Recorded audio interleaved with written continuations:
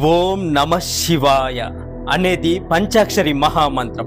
ఈ మంత్రం అన్ని కోరికలను నెరవేర్చే కల్పవృక్షం. ఈ మంత్ర ఉచ్చారణ వల్ల చిత్తశుద్ధి, జ్ఞాన ప్రాప్తి లభిస్తాయని పురాణాల్లో చెప్పబడింది.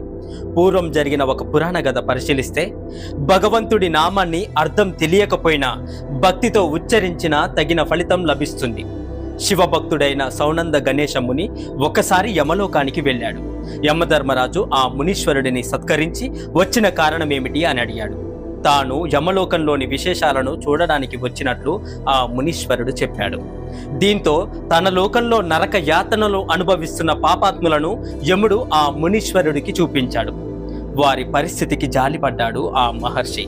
ఓ జనులారా, ఓం నమ శివాయ అనే మంత్రం ఉచ్చరిస్తే మీ యాతనలు, పాపాలు పటాపంచలైపోతాయని చెప్పాడు ఆ ముని.